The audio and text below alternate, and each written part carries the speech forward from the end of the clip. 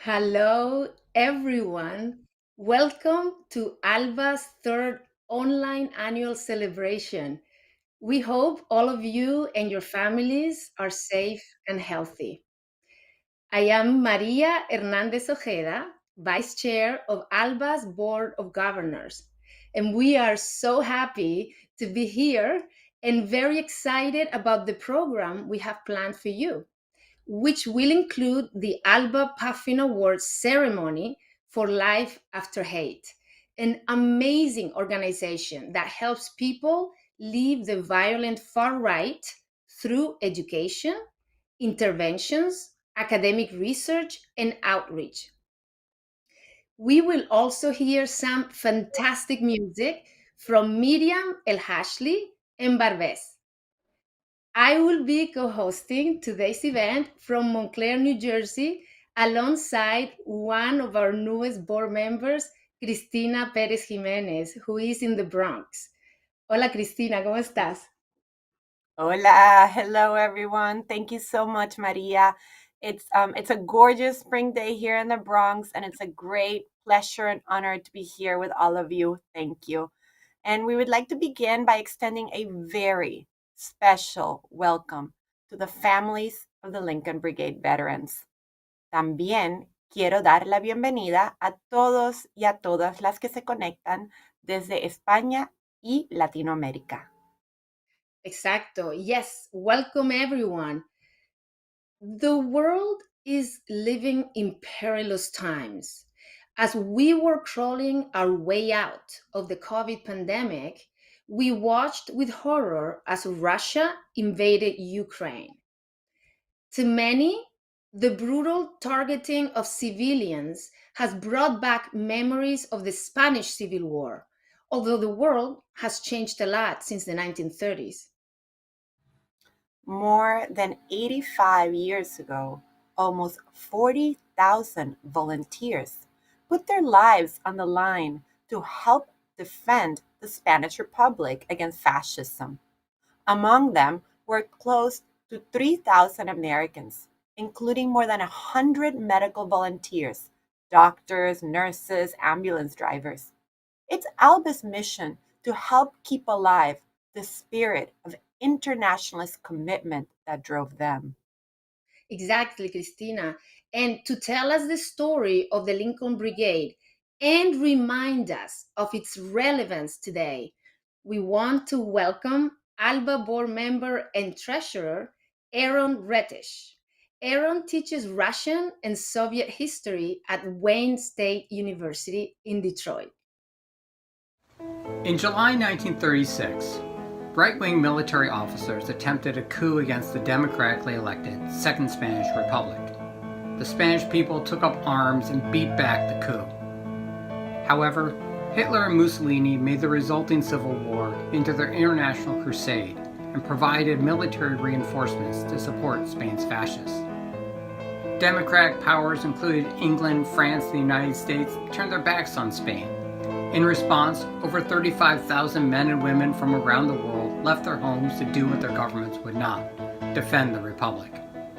The nearly 3,000 strong volunteers of the United States, soon called the Lincoln Brigade, played an important role in all the major battles of the Civil War. They suffered huge casualties, with a third of volunteers losing their lives for the cause. While the international brigades fought bravely, the Republic decided to withdraw them in 1938. The Republic fell the following year. But the cause of the international brigades would live on. Many veterans joined the U.S. Army during World War II to resume the fight against fascism. During the Cold War, the veterans, faced with suspicion and blacklisted as communists during the McCarthy era, still fought for social justice. The international brigades now inspire a new generation around the world who oppose right-wing authoritarianism. The legacy of the Spanish Civil War is more relevant than ever as the world witnesses Russia's invasion of Ukraine. It is easy to see the similarities with Spain. Bombed-out buildings of Mariupol resemble those of Madrid, and recently tranquil towns have become scenes of horrific killings. Ukraine, though, is not fighting a civil war but defending itself against invasion, and, unlike Republican Spain, many countries are supplying it with arms. As an organization that stands for human rights and against authoritarianism, Alba immediately condemned Russia's invasion of Ukraine. We continue to stand in solidarity with the Ukrainian people as they suffer these war crimes. I have been appalled by President Putin's perversion of the concept of anti-fascism to justify Russia's invasion and despicable violations of human rights in Ukraine, while crushing dissent inside Russia, arresting protesters for simply saying the word war. This is not anti-fascism. His authoritarian regime is engaging in an imperialist crusade which inverts anti-fascism's defense of social justice. Alba is an anti-fascist organization that stands against far-right aggression abroad and combating growing anti-democratic forces in the United States. That's why we are so honored to award the 2022 Alba-Puffin Award for Human Rights Activism to Life After Hate, who helps people leave the violent far-right to join compassionate humanity. We must continue the Lincoln Brigade's fight for anti-fascism, the defense of human rights and international law, the protection of civilians against violence, and the fight for democracy, both at home and around the world. Thank you, Aaron, for these important reflections. They really make me so, so proud to be part of Alba. Me too, Christina. I fully agree. And in Spain, the volunteers from the US fought alongside thousands of others from almost all countries in the world. In many places, groups like Alba work actively every day to keep the memory of these volunteers alive. This year, we have received messages of solidarity from Almudena Cross, the president of the Association of Friends of the International Brigades in Spain, Jim Jump, the chair of the International Brigade Memorial Trust in London, and the International Brigades Commemoration Committee. We will be posting a link to their wonderful words into the comment section, and you'll also be able to find them in the June issue of the online Volunteer. Like Alba, these organizations do what they can to pass the legacy of anti fascism on to younger generations who are often unfamiliar with this chapter of their national histories. And part of this very important legacy is musical. After they returned from Spain, the volunteers sang and shared the songs they had learned there. Music continues to have a central place in Alba's programs. This March, in fact, we had a small event near our office on West 14th Street in New York City, where students, children of vets, and representatives from Alba and Life After Hate gathered to listen to live music, to connect, and to reflect on the importance of the anti fascist tradition. See, Christina, it was an incredible event. I am so lucky to have been able to be part of it. And the band Barbez, well known to our community, played the song of the United Front, which is on their album For Those Who Came After, Songs of Resistance from the Spanish Civil War, composed in 1934 by Bertolt Brecht and Hans Einsler. The Einheitsfront front lead calls to the left to unite in its fight against fascism. And our most loyal supporters continue to be the family members of the brigades. At this point in our program, we would normally ask all of them to rise so we can honor them. Instead, as Barbez plays, we would like to invite you all to introduce yourselves in the comments. Please share your names and messages. We are so honored that you have joined us today. I'm really so glad to be able to connect virtually with all of you and hope you are well. Igual que tú, Cristina. And after Barbez, we'll see some fragments of the thought-provoking conversations that we had at our gathering in March. And after that, we will switch over to Mark Wallem, our executive director. But first, Barbez.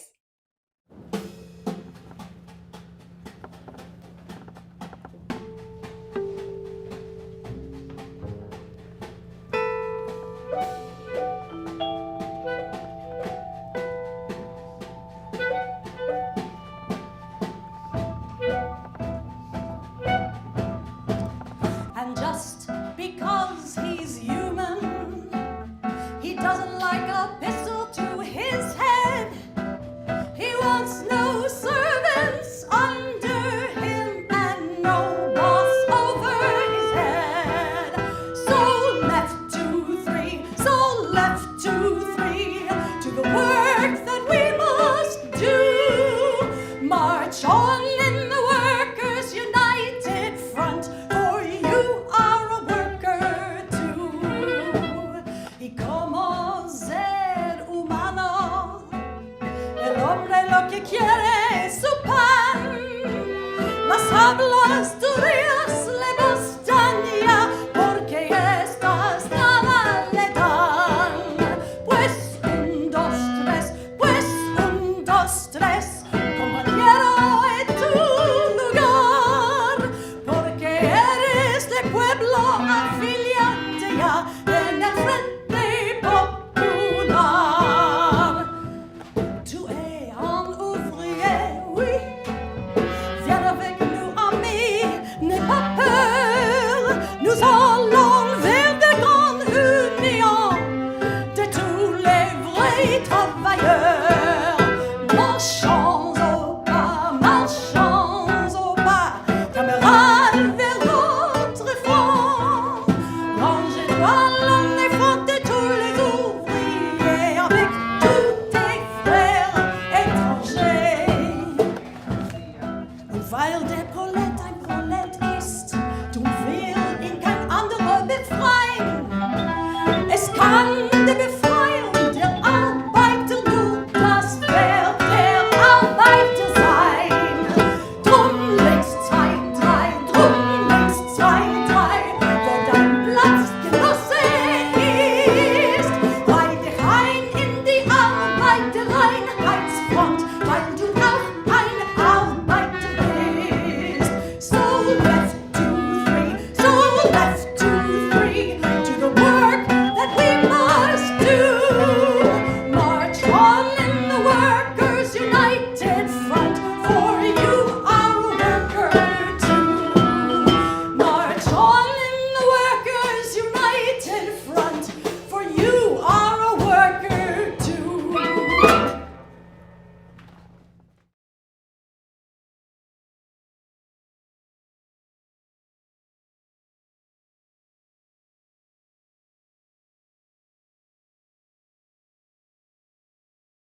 This is such an exciting opportunity for me, and I hope for you too, to engage into a conversation about current events and the role and relevance of Alba and the Spanish Civil War.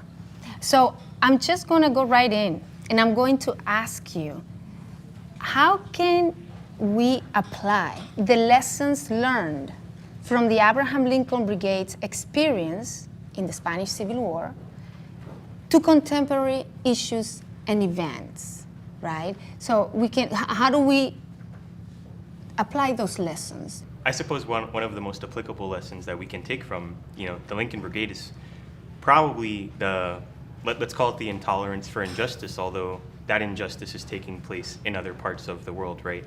And I think that even in the 21st century, although perhaps the face of evil has changed, with the passing of time, that call to fight injustice, that should not change, and I don't think it has changed in the passing of all these years.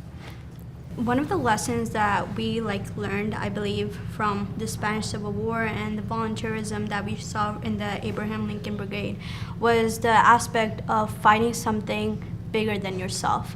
you should always, no matter what situation you are in, always support others and always go after something that you believe is right. In a lot of these sort of like horrible catastrophes going on, we tend to reduce lives to just like statistics. And at least a personal lesson for me was you kind of learn about these individual lives and these archives and these stories that people live that are kind of forgotten by capital H history, and you kind of have to remember that every single statistic or number is a different person with a different story and a different life. And I learned that through this research project we did with Abraham Lincoln Brigade.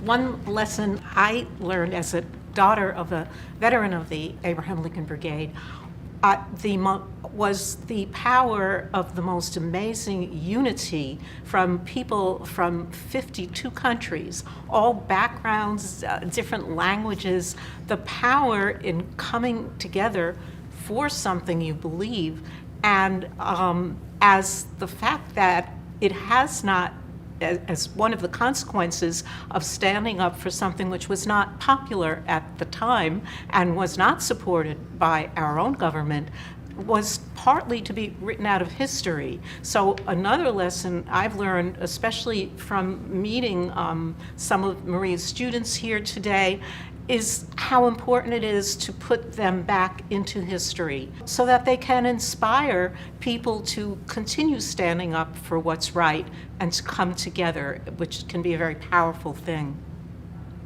Just sitting there claiming neutrality, like what Britain and the United States did during the Spanish Civil War, can only harm people in the long run when you see that one side is clearly an oppressive fascist dictatorship. Neutrality is only helpful to help that person who's doing harm. So, as difficult as it can be to educate yourself, it's important to do it and then to take a stance and then to be helpful, at the very least, in educating others and encouraging them to educate themselves. The people who are going to fight in the Ukraine now are heroes, just as the people who went to fight against Franco. But there are some distinct differences. They are going, the present day are going to support a country, whereas the people who went as members of the Abraham Lincoln Brigade represented a worldwide cause. So there is a very distinct difference between those who are going now to fight for the Ukraine, because they are fighting for a specific country, as I see it. Anisha? There's no denying that there's similarities between people suffering and the fascism that Putin is enacting. However, like you mentioned, the 2,800 American brigade members did not have weapons. They were not trained soldiers. They did not have the support of the state, and they starved. They suffered. In the 1930s, Europe took a seat back and it watched its people suffer in Italy, in Spain, in Germany, in Poland. There are a lot more differences, as has been stated, between Ukraine and the Spanish Civil War than there are similarities. The spirit of the volunteers, that is one thing that stands out very highly. The idea of fighting for a better world for everyone, internationalism and solidarity. The Abraham Lincoln Brigade did not just go over there to kill. So what we see is they were there fighting for a better society, and it showed through in how they organized democratically amongst themselves to try and achieve and fight for that society. Angela, can you tell us about your grandfather? Well, yes.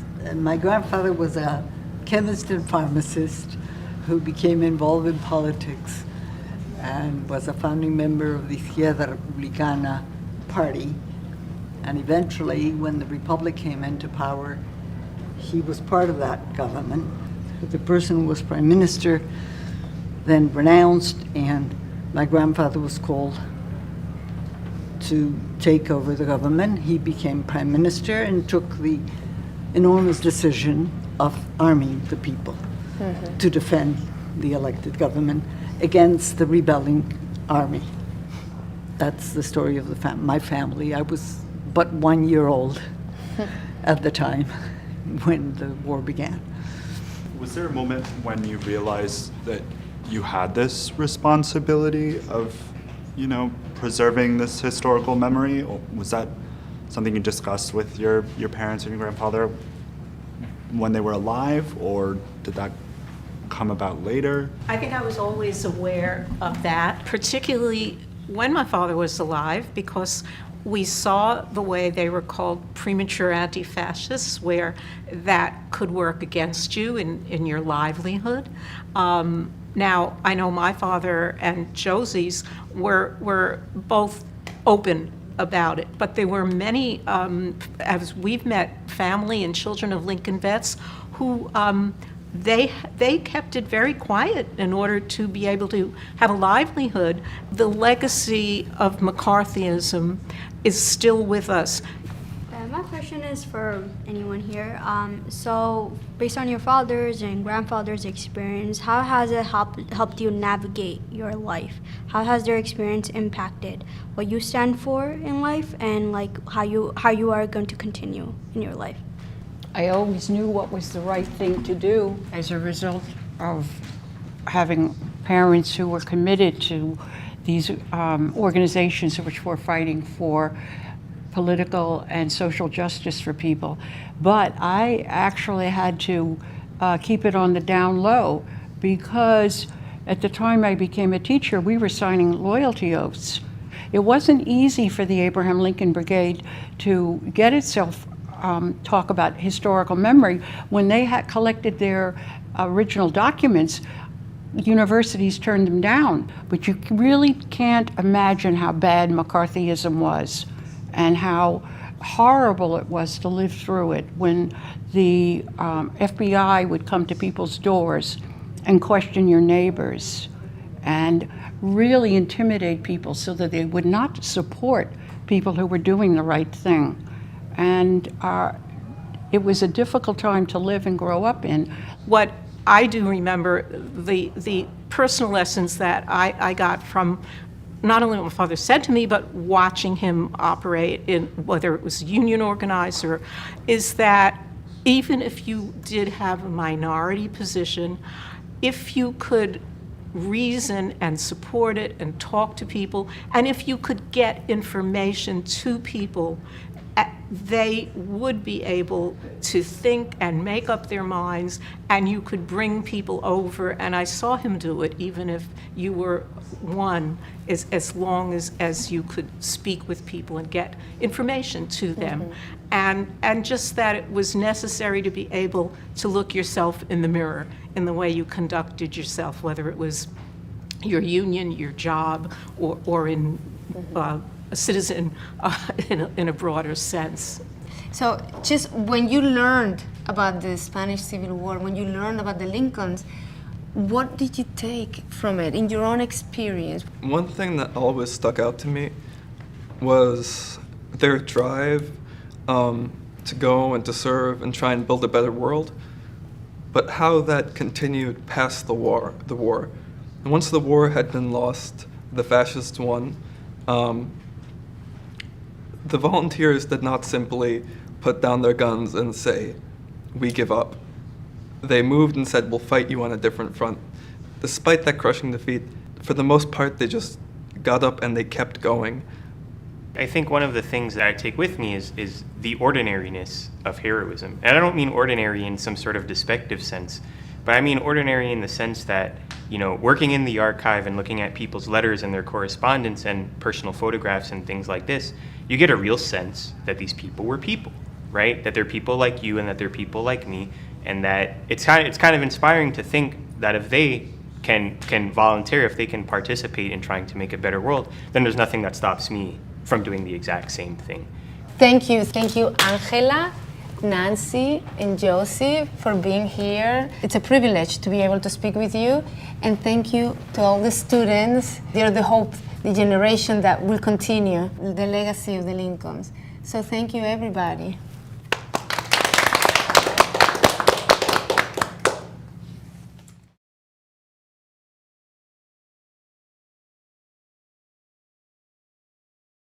Thank you, everyone, for attending our third online gala. Our fight against fascism continues, as does our fight against hate, imperialism, and oppression. I'm honored to be part of this struggle, serving as Alba's executive director for 3 years now. Thanks to your generosity, Alba is thriving. Our programs this past year have included film screenings, workshops on women and the Spanish Civil War, on Hemingway, on the art of Ralph Fasanella, our ever-popular and necessary teaching institutes, our annual Watt Essay Contest, and most recently, a heartfelt reading of excerpts from the letters of George and Ruth Watt. Our friends in the Bay Area are thriving as well, and it was great to see them gather in person in San Francisco on the Embarcadero last year at the Monument. We look forward to their fall gala. Stay tuned for further details. We are pleased to be welcoming new board members. Dr. Vika Saini joined our honorary board following his rousing keynote address on health justice at last year's gala. We are honored to have 2 dynamic women coming on to our Board of Governors, Dr. Mona Hanna Atisha of Flint, Michigan, and Dr. Cristina Perez Jimenez of Manhattan College. They join a creative, vibrant, and active board who are engaged in the leadership of a wide variety of Alba's programs and administration. Our staff is growing, and we're pleased to welcome a communications associate, Cole Stallone.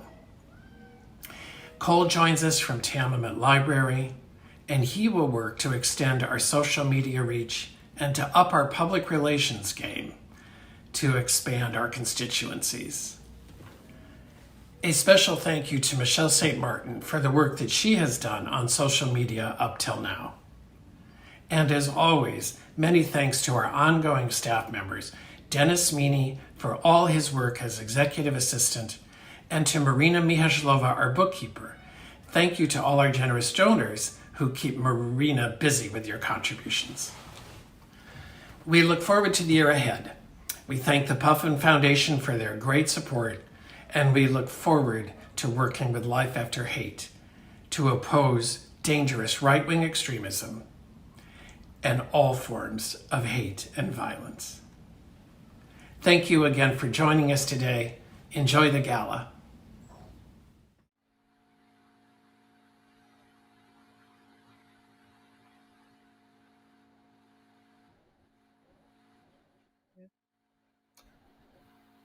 Thanks so much, Mark. It's also great to hear Barbez again, and I am just so touched by hearing all these sentiments of solidarity and expressions about the ongoing importance and lasting legacy of the Abraham Lincoln Brigades. Please stay tuned for more music in a little bit. Yes, please. And now we are switching over to Valencia, Spain, for a message from Miquel Ramos, a longtime Alba ally. Miquel is a prominent journalist who has been covering the far right for many years. His latest book, Antifascistas, chronicles the struggle against neo-fascism in Spain since the 1990s. And following Miquel, we'll stay in Spain to hear a conversation between Sebastian Faber, Alba's chair, and Almudena Carracedo, who together with Robert Bahar produced The Silence of Others, a truly moving, powerful documentary about the search for justice by a group of victims of the Franco dictatorship, a struggle that is now facing resistance from a newly emboldened far-right movement in Spain. Yes, and after that, we will hear our second musician of today, the great Miriam Elhajli, a Venezuelan Moroccan American composer and vocalist. You may recognize her from previous Alba events.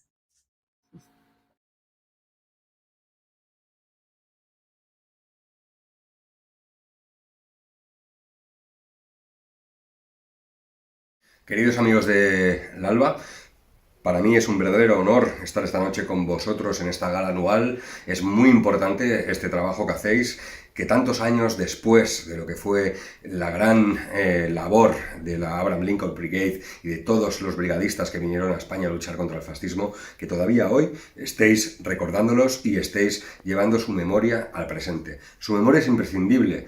Europa afronta estos años una nueva amenaza de habido disfrazarse de democráticos para asaltar las instituciones, asaltar la democracia y romper los derechos humanos. Y es por eso que nuestro compromiso y vuestro trabajo es imprescindible. Es imprescindible que tengamos memoria, que no olvidemos el pasado y que sepamos encarar el futuro con la bandera del antifascismo bien alta. Y es por esto que también hay que reconocer la labor de Life After Hate, que se merece este premio, sin ninguna duda, por su gran trabajo que hacen para vacunar contra el odio, para ayudar a la gente que ha caído en las garras del odio a salir de allí y demostrar que esta es una ideología criminal y que debemos pararla por todos los medios, también desde la educación y también desde la empatía, y también ayudando a que mucha gente no caiga en estas garras. Desde España, mandar también un saludo en nombre de todo el pueblo español antifascista para que vuestro trabajo continúe todos los años, sea impresionante las muestras de interés y las muestras de solidaridad entre los pueblos, como tantos años lleváis haciendo y como tantos años llevamos haciendo aquí, reivindicando la memoria de todos y todas las antifascistas. Sin más, despedirme, desearos que tengáis una buena gala, felicitar a los premiados, espero estar algún día con vosotros ahí en Nueva York y agradeceros una vez más todo el trabajo que hacéis, recordar a los valientes de la Abraham Lincoln Brigade y mandaros el saludo antifascista que no debemos olvidar nunca. No pasarán. Great to have you here. Thank you. You and Robert Behar made a film that came out a couple of years ago about historical memory in Spain that was in principle made for an American audience through PBS. It was screened in the United States, but it was also screened in Spanish theaters. Can you tell me a little bit what the movie was about? Right. So The Silence of Others accompanies the victims of the Franco dictatorship, some victims obviously, through a period of 6 years in their journey towards justice. We follow their legal procedure in a universal jurisdiction case to obtain, truth, reparation, and justice, and basically tries to portray, the obstacles, but also the successes of a good part of the movement that has flourished basically in the last years. It's a very Spanish story, but it's also an international story because those victims end up seeking justice in an Argentine court with an Argentine judge. Can you tell me a little bit about the reception of the movie in Spain? When we premiered the film in Spain, it was a complete surprise. Everyone had been telling us that no one wanted to hear about it, and what we were able to see is that there was huge interest by thousands and thousands of people. I mean, the film was in theaters for 4 months, and it was 25,000 people went to see it in theaters. This is a documentary about human rights, about Franco crimes, to be more precise. And we saw a huge part of the audience that were young people. And so the way the film reached the young audiences and all those who had never discussed these things was a surprise for us. It was a surprise that we had been seeking for, that we had been looking for, that we had created the film so that it could work like that. But it was really, really beautiful to see that the film was helping to catalyze a conversation along with the movement that had been going on for decades, really, but it was helping to catalyze a conversation among people who had never really, they had never been brought to the subject, that had never understood what their history was like. The story you tell in the film is a story of struggle and of progress. The story doesn't quite end in the film. It continues after the film is over. It still continues today. But it's a story of slow but steady progress, step by step, little victories and setbacks, but then followed by more victories. What you tell now about the reception in Spain seems also a story of progress, right? Of enlightenment, people finding things out, learning, being angry they didn't know before, but now they know. At the same time, you mentioned the far right, which in Spain has been trying to stop this progress or to revert it. So the advances made by the memory movement are being literally turned back in those areas of the country where the far right is in government, as in Castilla and Leon, or supports the government, as in Andalusia. I'll just tell you an anecdote. When we premiered the film in Berlin, one of the questions in the audience was, well, it is great because at least in Spain, you don't have a far right. This was February 2018, a few months before Vox won a few seats in the Andalusian parliament, right? And the answer was, no, they do exist. It's just that they don't raise their hands in the fascist salute, but they exist. And yes, obviously a few months later, we saw that they were starting to be more visible, right? And to be very blatant about their demands, by the way, right? And so I obviously the far right, I see it, and I'm not an expert, obviously, but I see it as a response to all the advances that we are able to gain in our civil liberties and women's rights and in the history movement as well, right? All these hard conquest rights to improve the lives of most of us, right, are now being contested, right, by this sort of like populist. And we see that everywhere. We saw that in the US with Trump. I mean, a lot of the strategies that the far right is using in Spain is almost like a copycat, you know, of the strategies of the far right. I think that the laws that we see passed now at the state level in the United States prohibiting teaching US history in ways that would make white students feel quote unquote uncomfortable or ashamed, I think is scary and dangerous. But in a sense, the frustration that these laws express is a frustration with the progress made towards equality and toward a different view of national histories and a different view of memory.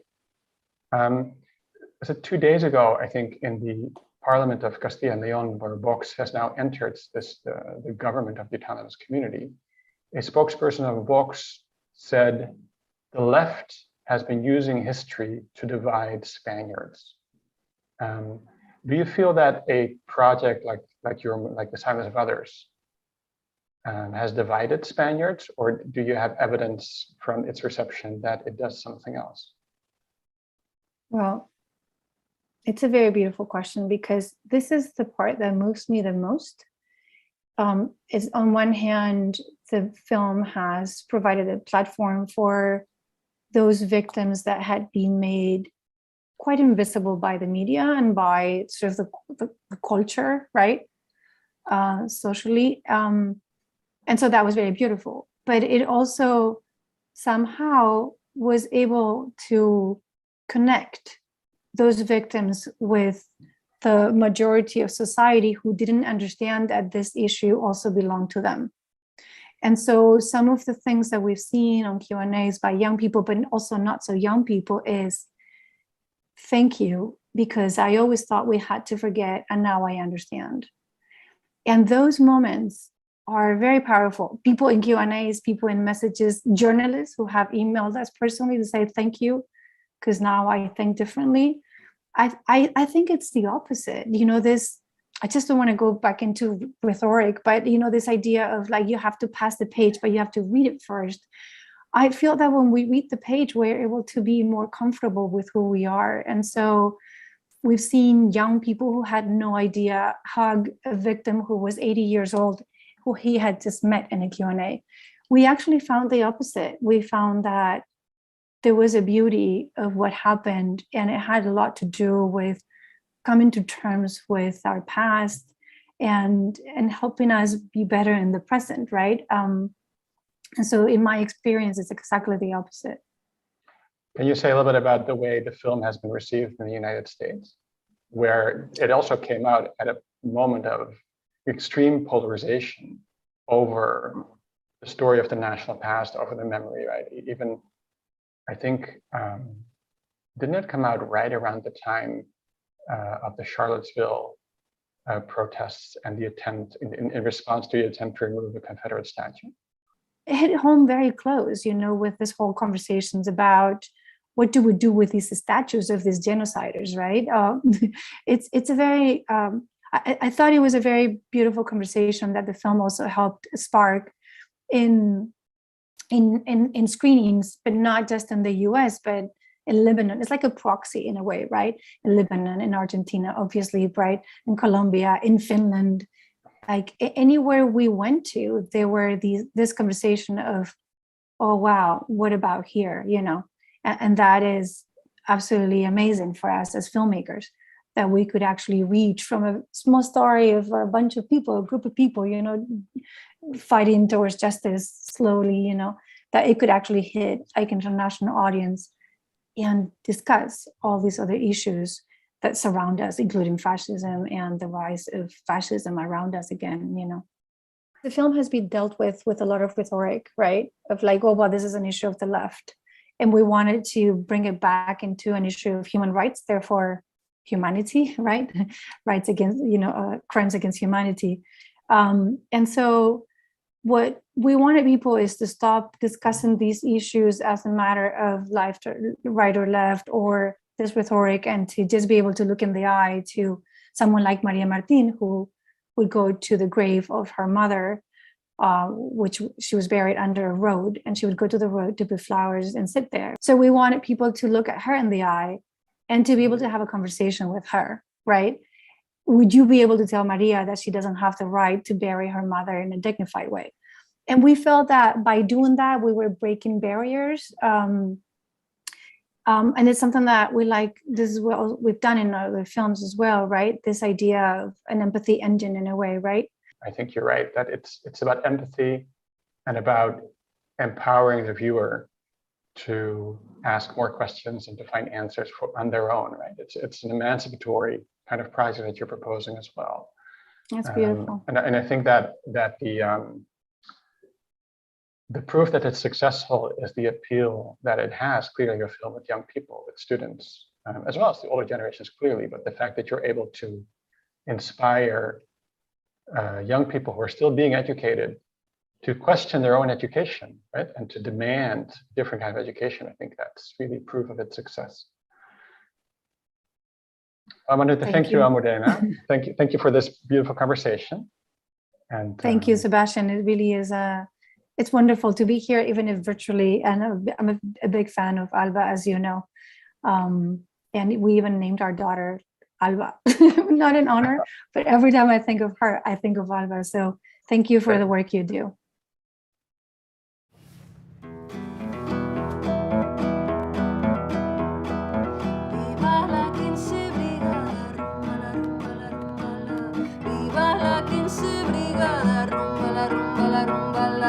Está cubierto de honores, ay Manuela, ese cubierto de gloria, ay Manuela,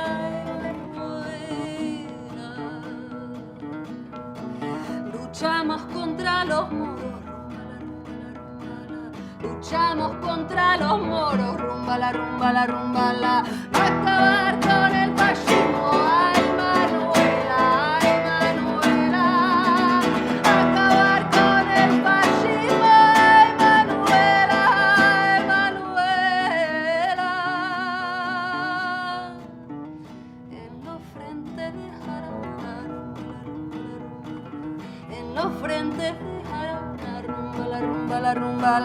No tenemos ni aviones, ni tanques, ni cañones, ay Manuela.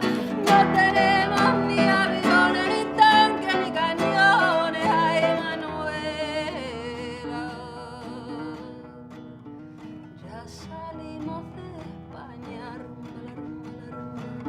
ya salimos de España, para luchar en otro frente, ay Manuela, para luchar en otro frente, ay Manuela, ay Manuela.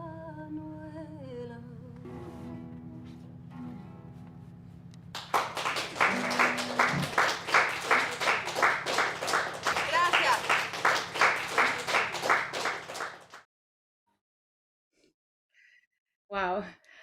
Thank you, Miriam, Miquel, Almudena, and Sebastian.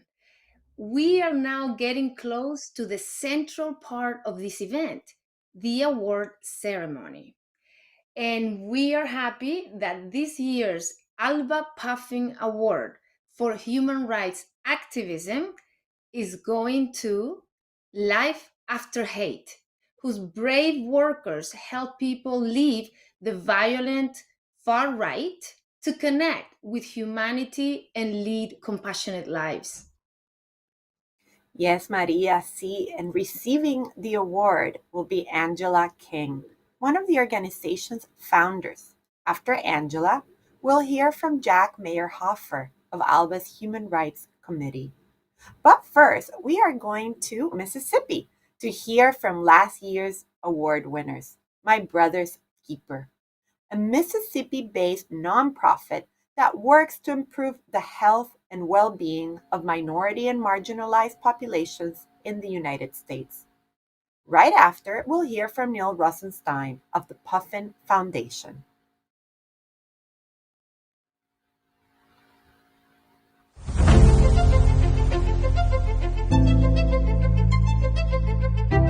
In December 2019, studies suggested a presence of coronavirus in the U.S.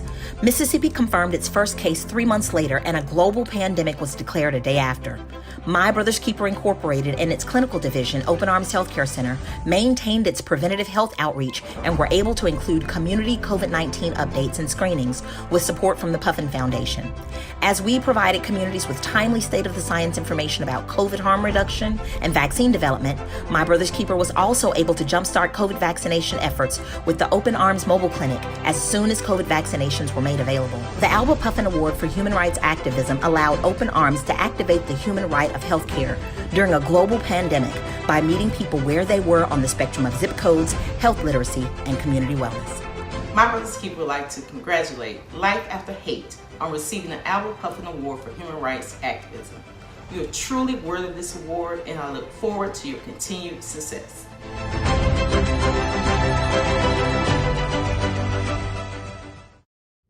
Good afternoon.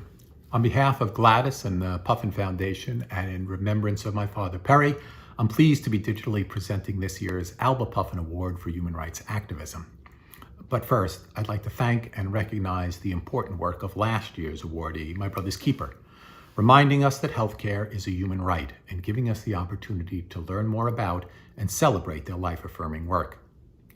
I'd also be remiss to not first acknowledge the senseless and brutal war being waged by Russia. Putin has perverted the concept of anti-fascism to justify his pursuit of a new Russian empire. The war crimes and gross violations of human rights taking place in Ukraine weigh heavily on our hearts. They must also serve to remind us of the suffering taking place in the many conflict zones across the world.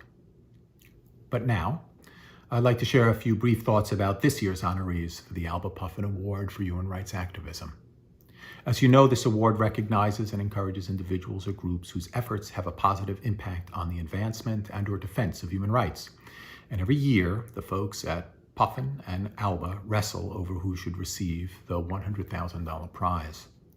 This year, we felt it vital to address the increasing growth and threat that neo-fascists and white supremacists pose here at home, and we're honored to recognize the extraordinary work of Life After Hate.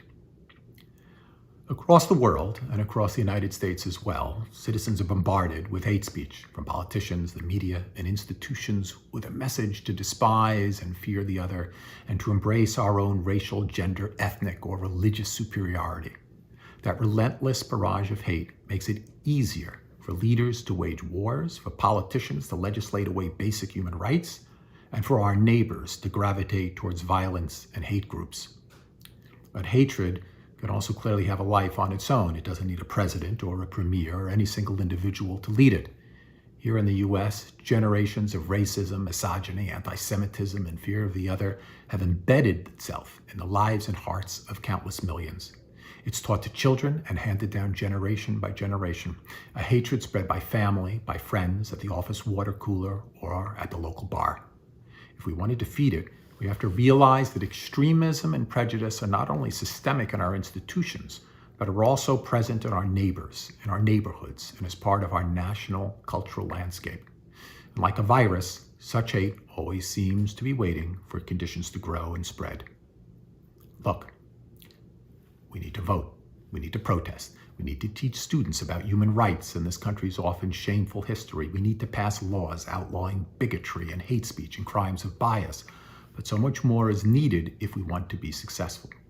We also need to reach the individuals' hearts and minds of those who have embraced hate in our communities and find themselves in groups that often offer them a sense of belonging and purpose.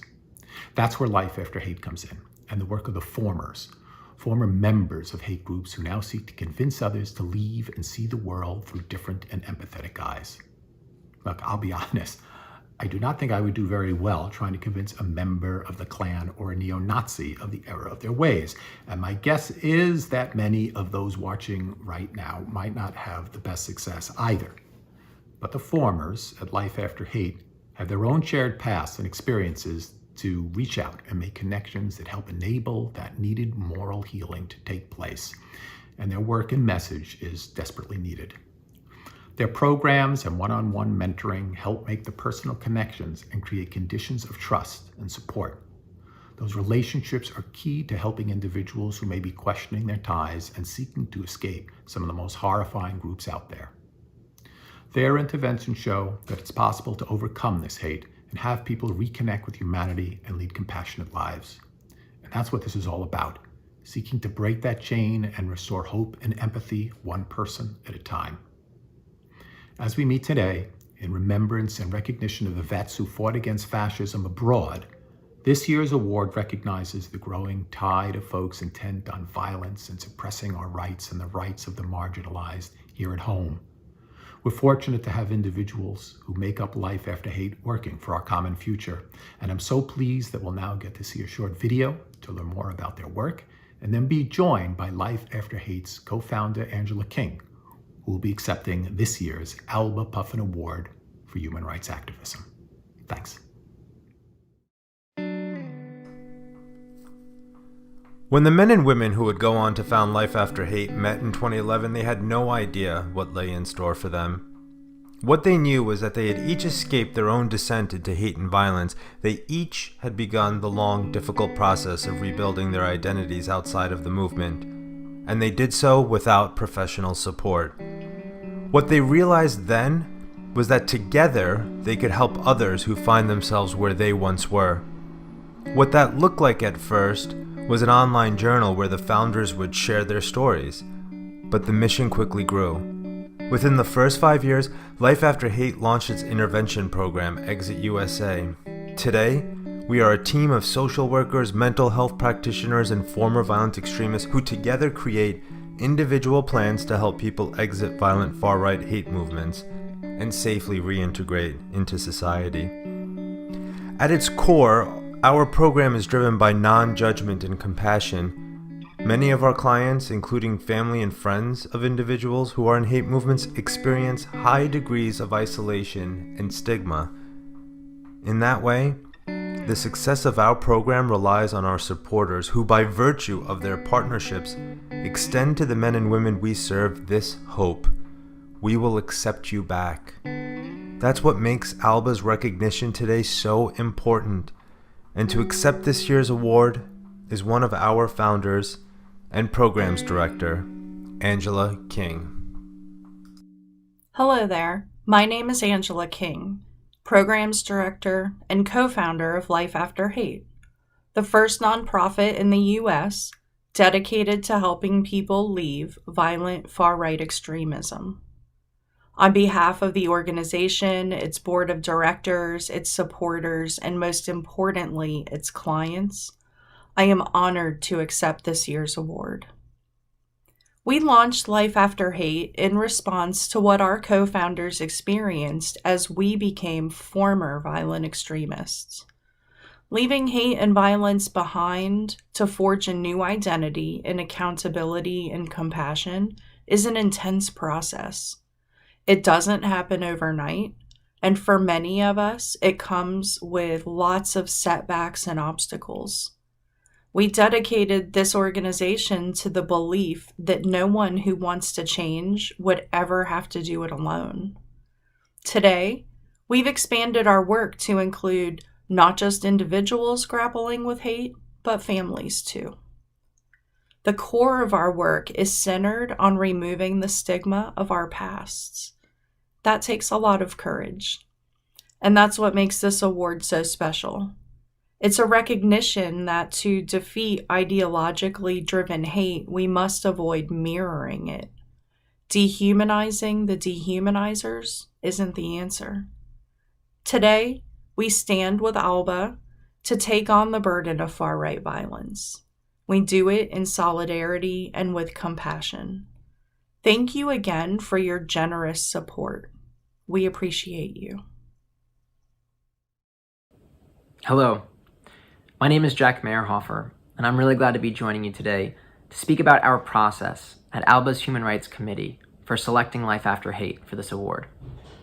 As you might imagine, given the enormous challenges of our times and the number of incredible organizations working to address those challenges, it's always a very difficult decision to choose just one organization for the Human Rights Activism Award. For this reason, this is something that we at the Human Rights Committee do in close consultation with our great partners Neil and Gladys Rosenstein of the Puffin Foundation, and with input from the larger Alba Board of Directors. In the Human Rights Committee, each year we'll spend many months doing our own research on organizations, publishing an open call for nominations, and soliciting feedback from outside partners and experts in this work to identify organizations that continue the spirit of the veterans of the Abraham Lincoln Brigade by courageously addressing the most urgent problems of the moment in which we're living. Through this research process, we always come across dozens of organizations and individuals doing inspiring and critical work worthy of recognition. However, this year, there was clearly one organization that stood out for its work addressing far-right extremism, and that's Life After Hate. Life After Hate was brought to us through a member of the Human Rights Committee, but that's of course not where the process ends. Each of us on the committee then thoroughly reviews their organization and the work they're doing and compares that to the other nominations we've been researching in order to come to a decision on this year's award. As you now know, Life After Hate is an organization whose mission is helping people disengage from violent, far-right hate groups and hateful online spaces to connect with humanity. They are compassionately helping people to exit some of the same hateful ideologies that the Abraham Lincoln Brigade veterans fought against. While we're all familiar with the horrifying events of January 6th and Charlottesville, these were just the most visible manifestations of a deeply embedded problem that Life After Hate knows better than most exists all across the United States, and one that has been ignored for far too long. At the organization where I work, the Auschwitz Institute for the Prevention of Genocide and Mass Atrocities, we believe that identity-based violence is not solved by stopping a conflict only once it's begun, but by engaging at the earliest stage possible to address the factors upstream in this process that over time can develop into the violence and the hate that we saw on January 6th. I recognize and am grateful for Life After Hate's approach not to treat the symptom of this problem, but to address it at its core. As the years leading up to the Spanish Civil War teach us, these are not problems that are solved by any one election, but require meaningful and sustained engagement from the bottom up on a societal level. And this is what Life After Hate is doing. For all of these reasons, we in Alba's Human Rights Committee felt that we could not find a more deserving and necessary organization right now, and we're honored to present this award to Life After Hate. I'd like to close now by thanking Alba's incredible staff, my fellow members of the board and the Human Rights Committee, as well as our chair, Kate Doyle, for her tireless leadership over these years. I'd also like to thank Gladys and Neil Rosenstein for being such great partners to Alba over so many years and for making this important work possible. Finally, I'd like to thank all of you in the Alba community for helping keep alive the memory of the Abraham Lincoln Brigade veterans. We need their courage and spirit and moral clarity now more than ever. And in that spirit, I'd like to congratulate one more time Life After Hate for the incredible work that they do. Thank you again.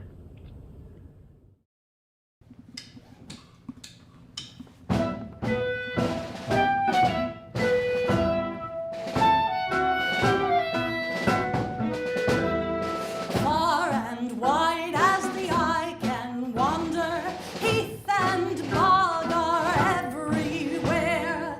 Not a bird sings out to cheer us. Oaks are standing gaunt and bare. We are the peacock soldiers who marching with our spades to the war. We are the peacock soldiers. We're marching with our spades to the war.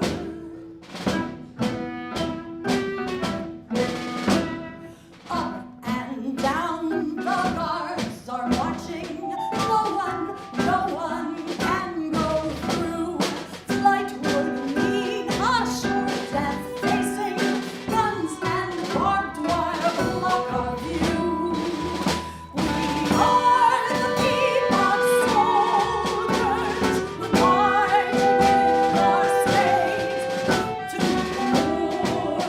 We are the peacock soldiers. We're marching with our spades to war.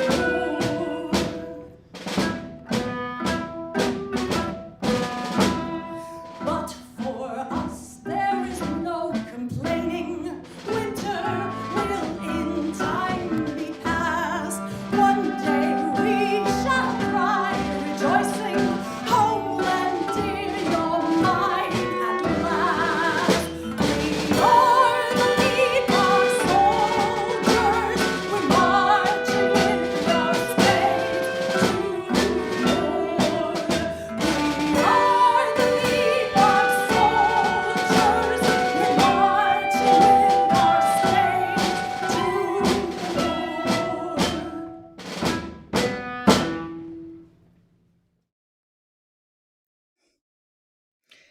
Cristina, wow, that was incredible. Life After Hate is such an inspiration. Absolutely, Maria. And they just do such courageous and compassionate and urgent work. So, congratulations to them. And that Pete Boggs Soldiers is such a moving, powerful tune. I find it so sobering to remember that it was written in 1933 by political prisoners in Nazi labor camps. Yes, indeed. And believe it or not, it's hard to believe, but we are already reaching the end of our program. Before we switch over to Miriam for a last song, we want to thank everyone who made this possible, especially our loyal supporters. Without your donations, we would not be able to do any of our work. Yes, and here at Alba, we strongly believe that the archive is not just about preserving history, but about engaging with it, making it come alive.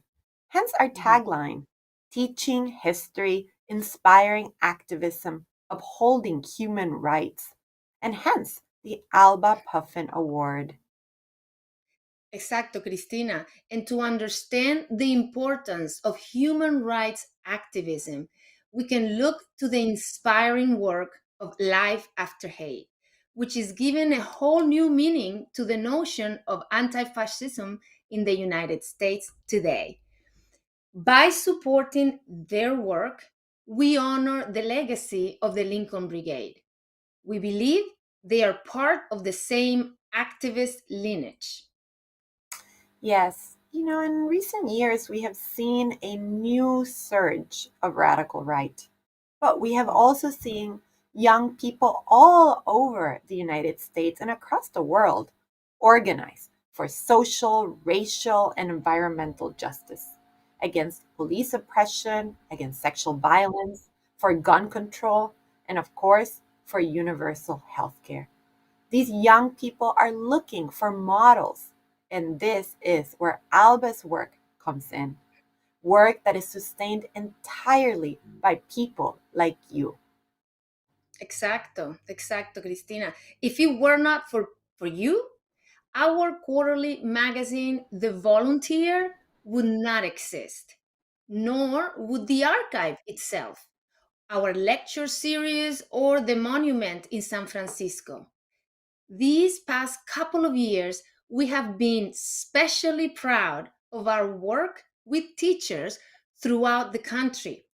For more than 12 years, our high school school institutes have reached more than 1,000 teachers, and through them, tens of thousands of students, giving them the tools to learn about the men and women who fought fascism in Spain and to further the legacy of international solidarity and activism. Yes, and since the COVID crisis has compelled us to suspend our in person workshops, we have totally reinvented our format. Over the past couple of years, we have regularly offered a fully online 5-week workshop through which teachers all over the United States and indeed the world can earn professional development credit. We have also written an extensive curricular guide for history teachers in Spain, which will be published by the Spanish government. And we've expanded our educational work to the general public through the Perry Rosenstein Cultural Series, which has already reached hundreds of people. In fact, I actually taught one myself recently alongside Professor James Fernandez, and it was an absolutely wonderful experience. Please check our website to see the schedule. Yes, it was a wonderful workshop, Christina. And if you share our belief in the continued need to fight against fascism and for social justice, and if you believe in the importance of anti fascist education, please consider supporting us with your donation. To donate, you can go to our website listed in the comments sections right now, alba-valve.org. Yes, your donations make our work happen, so thank you so much. And please stick around for the credits for a very moving slideshow of veterans' portraits. Visit our website, alba-valb.org, and leave your comments right here on Facebook and YouTube. Salud! Salud!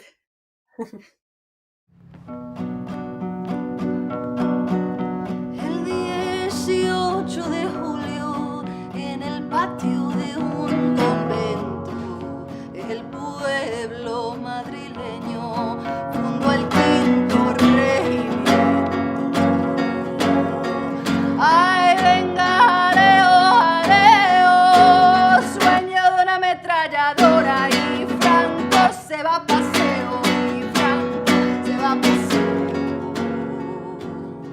Con Lister y campesino, con Galán y con Modesto, con el comandante Carlos, no hay miliciano con miedo. Ay, venga, jaleo, jaleo, sueño de una ametralladora y Franco se va a paseo, y Franco se va a paseo.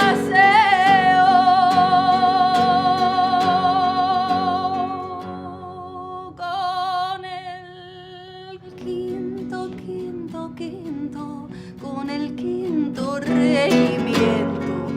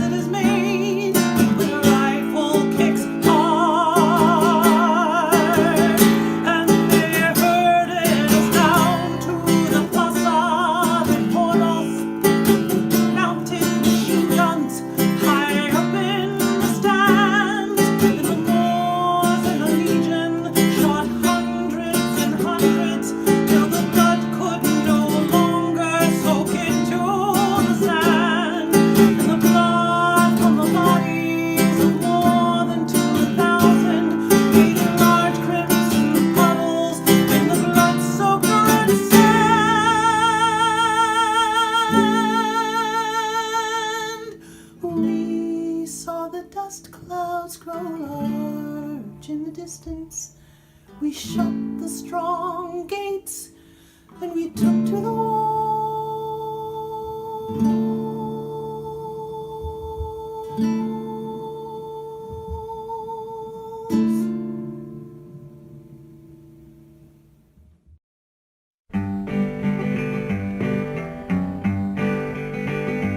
There's a valley in Spain called Jarama. It's a place that we all know so well. It was there that we fought against the fascists. We saw a peaceful valley turn to hell. From this valley they say we are going, but don't hasten to bid us adieu. Even though we lost the battle at Jarama, we'll set this valley free for we're through. We were men of the Lincoln Battalion. We're proud of the fight that we made. We know that you people of the valley will remember our Lincoln Brigade. From this valley they say we are going, but don't hasten to bid us adieu. Even though we lost that battle at Jarama, we will set this valley free for we're through. You will never find peace with these fascists. You will never find friends such as we. So remember that valley of Jarama and the people that'll set that valley free. From this valley they say that we're going. Don't hasten to bid us adieu. Even though we lost the battle at Jarama, we'll set this valley free for we're through. All this world is like this valley called Jarama, so green and so bright and so fair. No fascist can dwell in our valley, nor breathe in our new freedom's air. From this valley they say that we're going. Do not hasten to bid us adieu. Even though we lost the battle at Jarama, we'll set this valley free for we're through.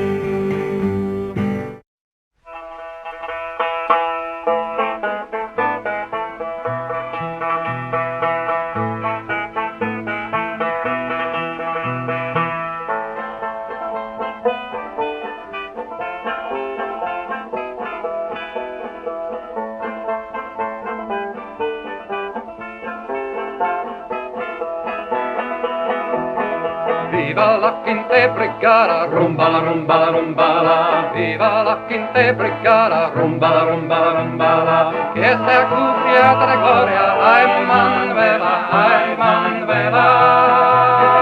Que sea cubierta de gloria, ay Manuela, ay Manuela. Luchamos contra los moros, rumba la rumba la rumba la. Luchamos contra los moros, rumba la rumba la rumba la. Mercenarios y fascistas, ay Manuela, ay Manuela. Mercenarios y fascistas, ay Manuela, ay Manuela. Solo es nuestro deseo, rumba la rumba la rumba la. Solo es nuestro deseo, rumba la rumba la rumba la. Acaba con el fascismo, ay Manuela, ay Manuela. Acaba con el fascismo, ay Manuela, ay Manuela.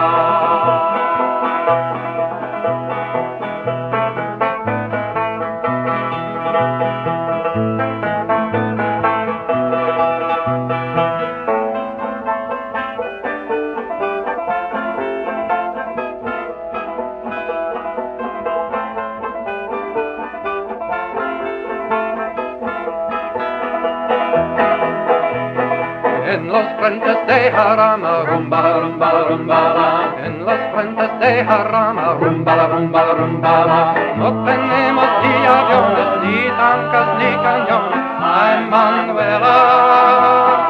No tenemos ni aviones, ni tanques, ni cañones, ay Manuela. Ya salimos de España, rumbala, rumbala, rumbala. Ya salimos de España, rumbala, rumbala, rumbala. Por luchar en noches